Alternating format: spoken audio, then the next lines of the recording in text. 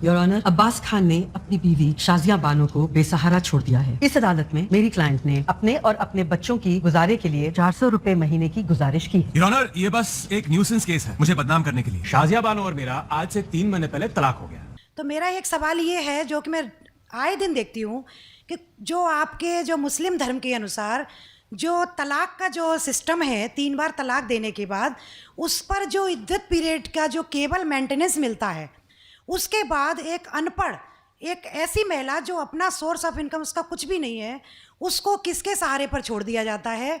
हमारा धर्म जो मुस्लिम धर्म है उसमें कोई ऐसी व्यवस्था कर दी जाए जिससे कि ऐसी महिलाओं को जीवन जो आसानी से कट सके। Thank you. बहन ने एक बहुत अच्छा सवाल पूछा। उन्होंने ये कहा कि इस्लाम मज़हब में जब किसी का तलाक होता है तो बहुत से अनपढ़ ख़वातीन जिन्हें इल्म नहीं होता, उनको जीने के लिए कुछ पैसा नहीं होता, तो कुछ ऐसा मेंटेनेंस जिस तरीके से होना चाहिए कि नहीं। जो इसके मेन वजह है जो आज के माशरे में ये हो रहा है वो है कि इस्लाम का कम इल्म होने की वजह से ये चीज़ हो रही है। अगर हर इंसान इस्लाम मज़हब को सही तरीके से समझ सके तो मैं ये कहना चाहता हूँ कि जो हुकूक ख़वातीन के इस्लाम में है वो कोई भी मज़हब में नहीं, कोई भी सोसाइटी में नहीं है।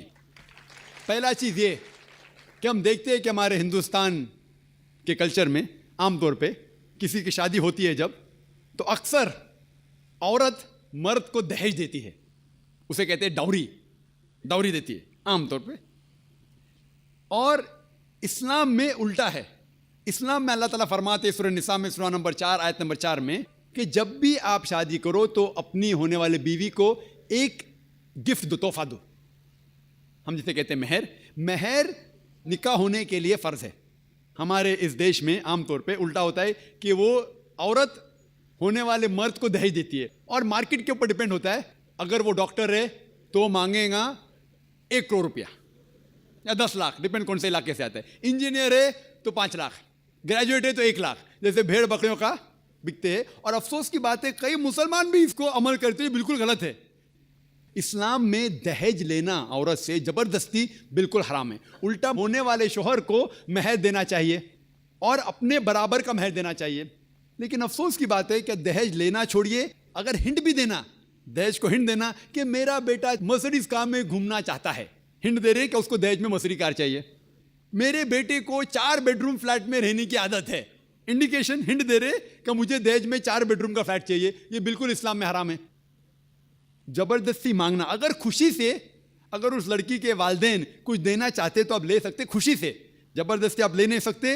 ना आप उसको हिंट दे सकते कि मुझे फ्लैट दो या पैसा दो। इस्लाम में उल्टा है। इस्लाम में औरत को महर मिलता है शादी में, और महर निकाह होने के लिए फ़र्ज़ है। और महर ये खुद औरत भी तय कर सकती है कि मैं तुमसे शादी करूँगी जब तक आप मुझे 1 लाख रुपया नहीं देंगे। वो अलग बात है कि वो गरीब शौहर है, गरीब आदमी बोलेगा मैं 1 लाख नहीं है, आप कोई दूसरे मर्द को ढूंढो, मैं दूसरी लड़की को ढूंढूंगा, ये भी जायज़ है। तो वो लड़की दूसरे शौहर को ढूंढेंगी, ठीक है ना। लेकिन वो कह सकती है मुझे 1 लाख चाहिए, 5 लाख चाहिए, 10 लाख चाहिए, कुछ भी कह सकती है। अगर शौहर के पास कुव्वत हो देगा, नहीं कुव्वत है तो नहीं देगा। इसीलिए अरब ममालिक में लड़की लोग इतना डिमांड करते हैं कि उनको अरब ख़वातीन से शादी करना मुश्किल पड़ जाता है, क्योंकि वो जानते हैं अपने हुकूक को। सूरह निसा की सूरह नंबर 4 आयत नंबर 20 के आयत में लिखा है कि आप उन्हें सोने का पहाड़ भी दे सकते हैं महर में, और आप उसे एक आयत भी सिखा सकते हैं, वो भी महर है। अगर आपके पास पैसा नहीं है और वो आदमी कहता है कि मेरे पास पैसा नहीं, मैं आपको कुरान शरीफ की आयत पढ़ के सुनाऊंगा, वो भी महर हो गया। तो महर की कोई हद नहीं है, ना नीची हद है ना ऊपर हद है। अपने अपने स्टेटस के अकॉर्डिंग वो महर तय कर सकते हैं। और ये महर की कई वजह है। एक वजह है कि मिसाल के तौर पे उस लड़की के वालिदैन ने उसकी परवरिश की, उसे ग्रेजुएट बनाया, तालीम के ऊपर खर्चा किया, तो महर मिलने के बाद उस औरत की वो अपनी जायदाद हो जाती है। वो चाहे अपने वालिदैन को दे, चाहे खुद रखे, या उसको कोई बिजनेस में लगा दे, कोई तिजारत में लगा दे, उसका हक है। तो महर उसकी खुद की जायदाद है, वो कुछ भी कर सकती है।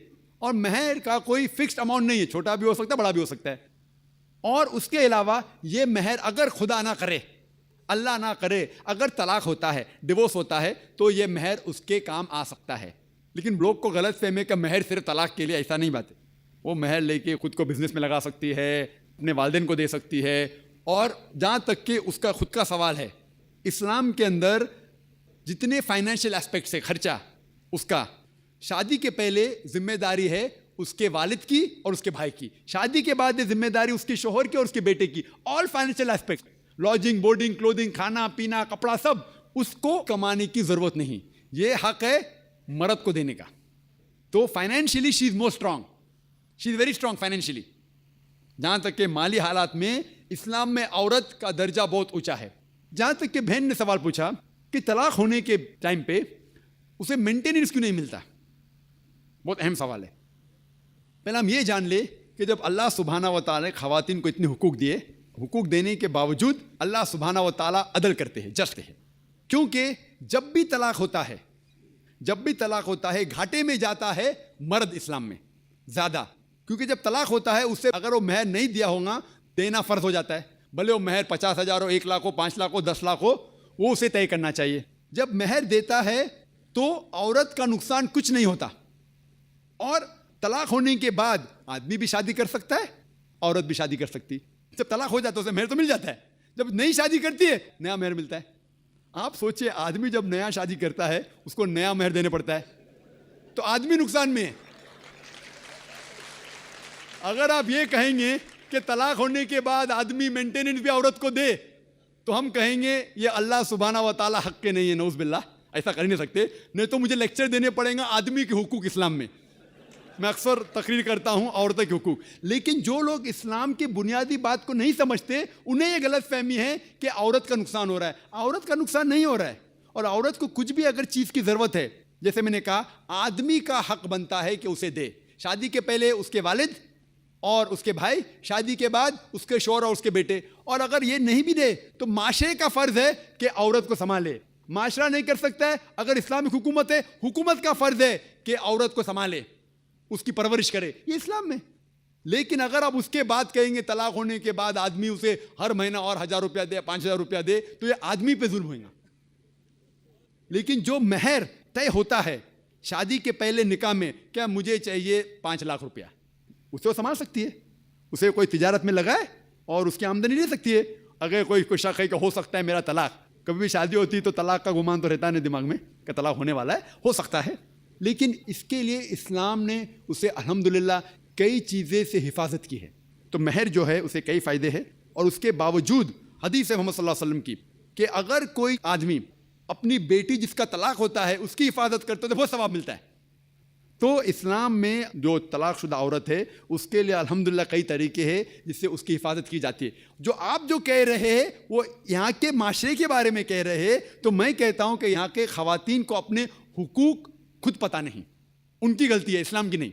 हमारे ख़वातीन और हमारे मर्द खुद नहीं जानते, तलाक कैसा देना जानते नहीं। गलती किसकी?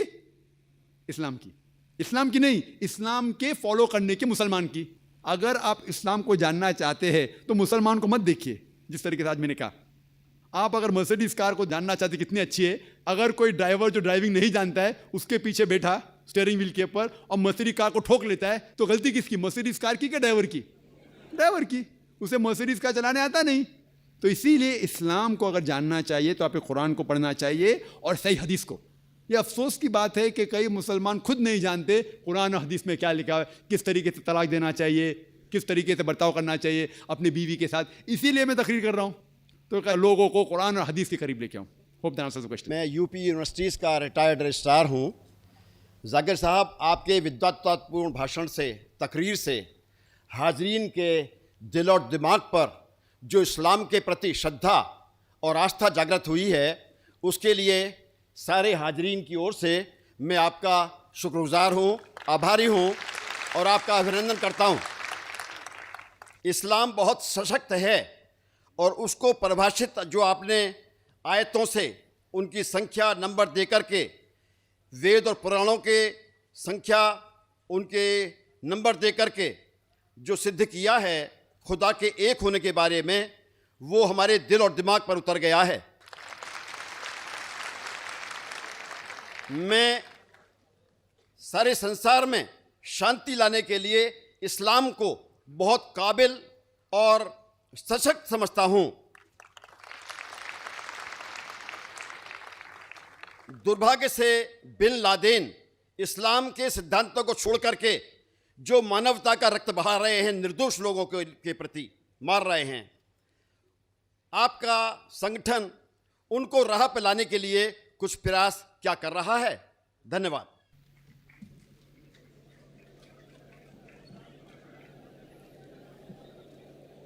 सारी तारीफ़ अल्लाह सुब्हान ताला की। जो भी भाई साहब ने कहा, हमारे भाई राम साहब ने जो कहा, सारी तारीफ़ अल्लाह सुब्हान ताला की।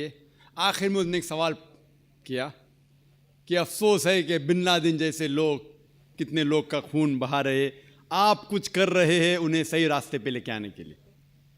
पॉइंट नंबर 1, कुरान में अल्लाह सुब्हान ताला फरमाते हैं सूरह हुजुरात में, सूरह नंबर 49 आयत नंबर 6, जब भी कोई चीज़, कोई भी शख्स कोई भी चीज़ कहता है आपको, उसकी पैरी तहकीक करो और फिर दूसरे तक पहुंचाओ। जहां तक के बिन लादेन का सवाल है, मैं ना उन्हें मिला हूं, ना मैं उन्हें जानता हूं, ना वो मेरा दोस्त है, ना मेरा दुश्मन है, लेकिन अगर मैं बिन लादेन के बारे में कहूंगा बीबीसी और CNN को सुन के, तो बिल्कुल गलत होगा, इस्लाम के खिलाफ होगा।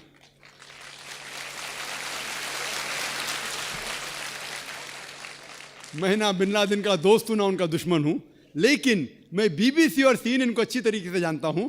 मैं मीडिया का आदमी हूं, मीडिया का आदमी हूं। जो भी ये गलत फहमियां हैं इस्लाम के बारे में, मैं कह चुका हूं, इसके दोषी है मीडिया। अगर आप कहोगे कि मैं बिन लादेन के बारे में कहूं खाली मीडिया को सुन के CNN और BBC में, तो मैं कुरान के खिलाफ जाऊंगा, और मैं कुरान के खिलाफ जाना नहीं चाहता हूं। लेकिन आपने जो कहा कि खून बहा रहा है 1000 लोग का, ये बिल्कुल सही है। अगर हम ये जानते हैं, आप CNN देखेंगे, BBC देखेंगे, हमें ये मालूम पड़ता है CNN से, जो अमेरिकन मीडिया है, कि जॉर्ज बुश ने अफगानिस्तान पे हजारों लोग का कत्ल किया। अगर आप मुझसे पूछेंगे टेररिस्ट नंबर 1 कौन है, तो मैं कहूंगा जॉर्ज बुश।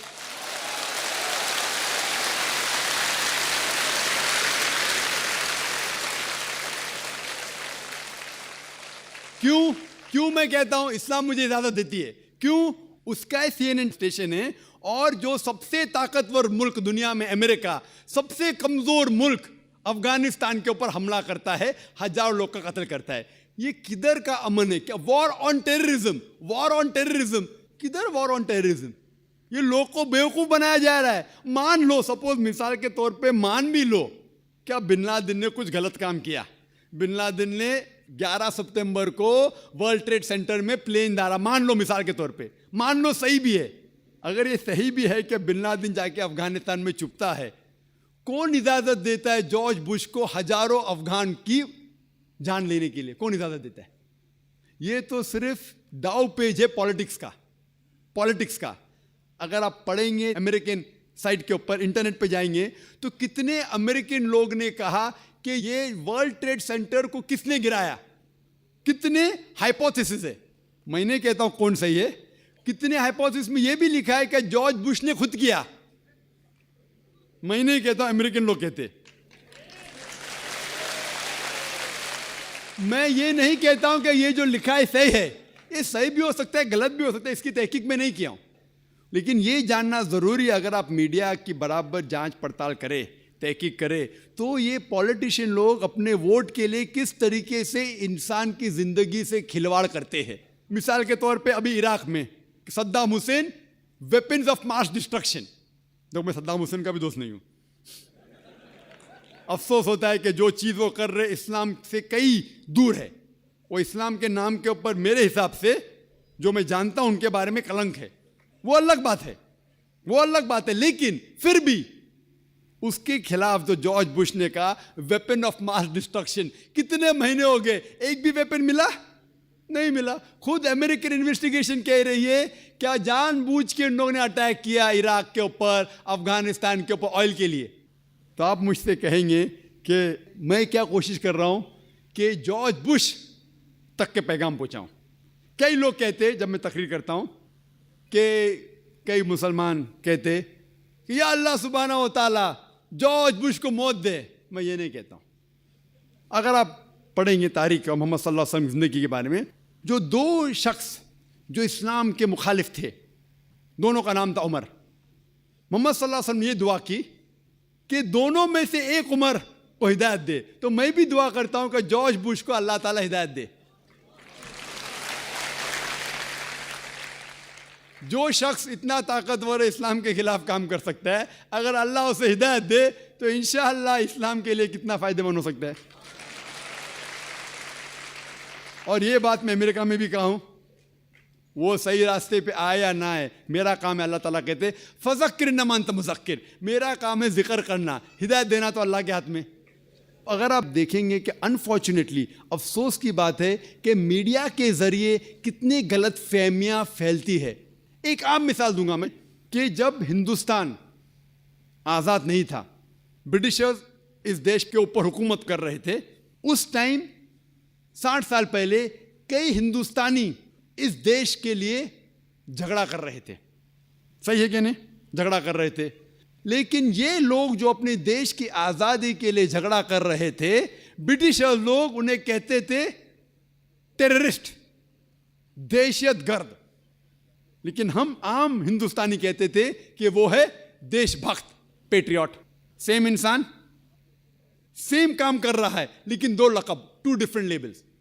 अगर आप ब्रिटिशर्स के नज़रिए से वाकिफ़ है कि उन्हें हक है हिंदुस्तान के ऊपर हुकूमत करना, तो आप बेशक कहेंगे कि ये जो लोग थे भगत सिंह और जो लोग देश के लिए झगड़ रहे थे, उनको आप कहेंगे टेररिस्ट, दहशतगर्द। लेकिन अगर आप हिंदुस्तानी के नज़रिए से वाकिफ़ है और ये तस्लीम करते हैं कि ये जो ब्रिटिशर्स लोग हैं तिजारत करने के लिए हिंदुस्तान में आए थे, उन्हें कोई हक नहीं हम पे हुकूमत करना, आप कहेंगे कि ये लोग देशभक्त थे, दहशतगर्द नहीं थे। सेम आदमी सेम काम कर रहा है, 2 डिफरेंट लेबल्स।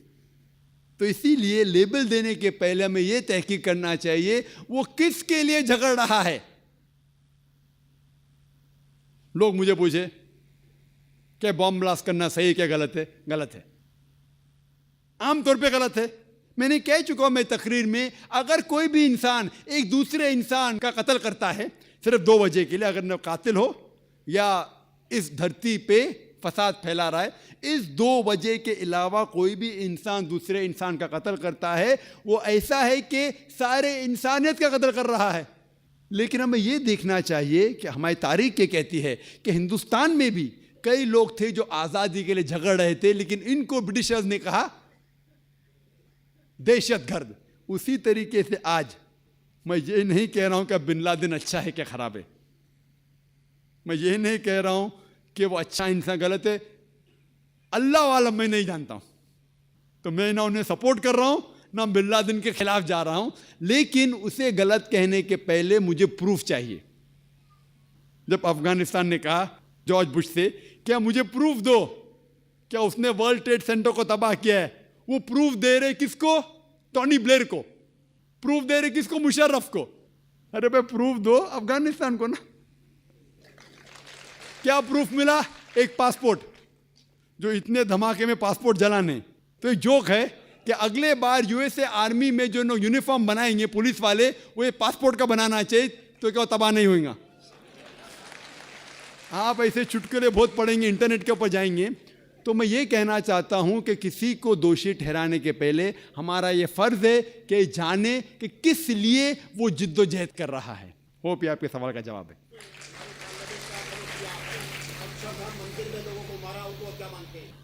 भाई साहब ने अच्छा सवाल किया कि जिन लोगों ने अक्षरधाम मंदिर के ऊपर हमला किया, क्या वो सही है? बिल्कुल गलत है। जिन लोगों बोलो तो गलत है। आप किसका नाम लेंगे तो मैं जानता नहीं किसने किया। अगर आप बोलेंगे मोहम्मद ने, क्या मोहम्मद सही है क्या गलत है, मैं भाई मोहम्मद को नहीं जानता हूं। सही अपना।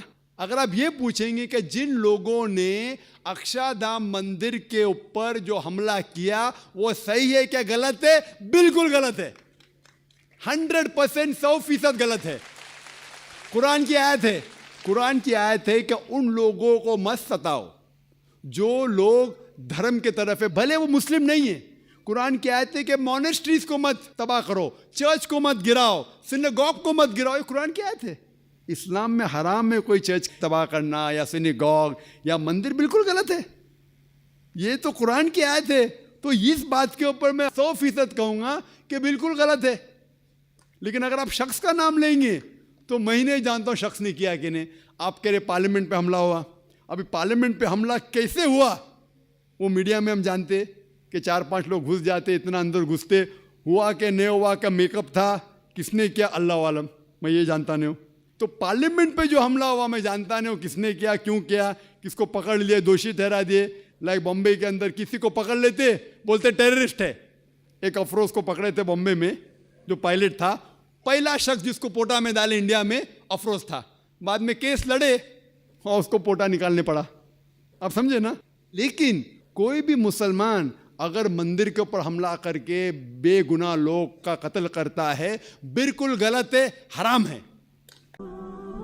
अस्सलामु अलैकुम वरहमतुल्लाहि वबरकातुहू। जी खुश आमदीद दोस्तों, उम्मीद करता हूँ वीडियो आपने पूरी देखी होगी और आपको पसंद भी आई होगी। अल्लाह ताला कुरान में फ़रमाते हैं व खलक़नाकुम अज़वाजा, हमने तुम लोगों को जोड़े जोड़े में पैदा किया। जोड़े का मतलब ये है कि अल्लाह ताला ने हर हैवान के लिए एक जोड़ा बना दिया। आप देखते हैं गाय और इसी तरह बैल, भैंस और इसी तरह भैंस का जो नर होता है वो भी आप देखते हैं। तो जिस तरह जानवरों में जोड़े होते हैं इसी तरह इंसानों के भी होते हैं। तो इंसान में जोड़े जब बनते हैं तो उसको निकाह का नाम दिया गया है। और निकाह के बारे में अल्लाह ताला फरमाते हैं फ़नकिहू, आप निकाह करो मा त्वाब लकुम मिनन निसाए, औरतों के साथ जो आपको अच्छी लगे, मसना 2 व सुलासा 3 व रुबा और 4। अब हमारे मुसलमान आजकल बहुत ज़्यादा खुश और खूब ज़बरदस्त तरीके से बयान करते हैं कि 4 निकाह की इजाज़त है, 4 की। लेकिन वो ये नहीं देखते कि इन चारों के लिए एक शर्त भी है, और वो है कि आप क्या करें, इनके दरमियान इंसाफ करें, इनके दरमियान आप अदल से काम लें। अब इंसाफ, इंसान के बस में इंसाफ बिल्कुल नहीं है। इंसान अगर इंसाफ करता भी है तो वो अपने गुमान के मुताबिक इंसाफ ही करता है, लेकिन उससे बहुत ही ज़्यादा बड़ी बड़ी गलतियां हो जाती है इस इंसाफ को करते हुए। तो चूँकि अल्लाह ताला तो जानता था कि इंसान इंसाफ नहीं कर सकेगा, तो इसलिए अल्लाह ताला फरमाते हैं फ़इन खिफ्तुम अल्ला तादिलू, अगर आपको डर हो कि आप इंसाफ नहीं कर सकोगे, फ़वाहिदतन, फिर आप एक ही करें। तो जोड़े जो बनते हैं आसमानों पर और ज़मीन पर जो सेलिब्रेशन होती है वो निकाह के ज़रिए होती है। और जब निकाह का पैगाम, जब निकाह हो जाए और निकाह के बाद मियाँ बीवी के दरमियान जो ताल्लुक़ है वो अच्छी तरीके से ना रहे, यानी ख़ूबसूरत ना रहे, तो फिर वो निकाह नहीं रहता। और फिर उसको ख़त्म करने का जो तरीका है वो हमें इस्लाम ने बता दिया, और वो तरीका क्या है, उसको कहते हैं तलाक़। तलाक़ के बारे में अल्लाह ताला फरमाते हैं अत्तलाक़ु मर्रतान फ़इम्साकुम बिमारूफ़ और तसरीहुम बिइहसान। इसी तरह दूसरी जगह अल्लाह ताला फरमाते हैं वइज़ा तल्लक़्तुमुन्निसा फ़बलग़ना अजलहुन्ना फ़अम्सिकूहुन्ना बिलमारूफ़। मारूफ़ लफ़्ज़ हर जगह कुरान में बार बार आया है। इसका मतलब है ख़ूबसूरत तरीके से। आप किसी को कहते हैं आइए हमारे साथ खाना तनावुल फरमाए, एक तरीका ये हो गया, ठीक है। एक ये हो गया किसी को कहे इधर आओ बैठे खाना खाओ, दोनों तरीके बात सेम है, लेकिन एक फॉर्मल लैंग्वेज है, दूसरा इनफॉर्मल है। तो मारूफ़ का मतलब है ख़ूबसूरत तरीके से। हमारा मुआशरे में जो तलाक़शुदा औरतें होती है, एक तो उनसे कोई रिश्ता नहीं करता, दूसरा ये कि तलाक़ के बाद जो शौहर है वो बीवी के साथ ऐसा बर्ताव नहीं रखता जो कि इसको चाहिए होता है, जो कि ज़रूरी होता है। तो भाइयों दोस्तों, अमर बिल मारूफ़ नही अनिल मुनकर, ये तो हम मुसलमानों का काम है। साथ में तलाक़ जो है ना, जो मसला है ये इख्तिलाफ़ी मसला है, 3 होते हैं नहीं होते, एक तलाक़ कहने से 1 हो जाता है, 3 से 3 होते हैं नहीं होते, वग़ैरह वग़ैरह, वो मुख्तलिफ़ी इख्तिलाफ़ मसला है। अब तलाक़ के बाद जितना इद्दत औरत गुजारेगी उस इद्दत का पूरा ख़र्चा ये शोहर पर होगा। और इसका ज़िक्र कुरान में मौजूद है, आप कुरान से पढ़ भी सकते हैं और मुताला भी कर सकते हैं। इसीलिए आप सबसे मेरी यही राय है और यही जो है ना ख्वाहिश यही है कि आपको अगर ऐसे मसले दरपेश हो तलाक़ वग़ैरह के, तो आप किसी जय्यद आलिम दीन से इसकी मालूमात लें। आजकल तो बस आसान काम है, AI के ज़रिए पूछिए, चैट GPT से पूछिए। चैट GPT से भी आप फ़ायदा लें, लेकिन जो दीनी मसाइल है, जो मजहबी मसाइल है, वो आप किसी प्रोफेशनल आलिम दीन से ज़रूर पूछें, तो आपकी मसले मसाइल वो आसान हो जाएंगे। उम्मीद करता हूँ ये वीडियो आपको पसंद आई होगी। अगर वीडियो आपको पसंद आए इस चैनल को सब्सक्राइब करें। बहुत शुक्रिया।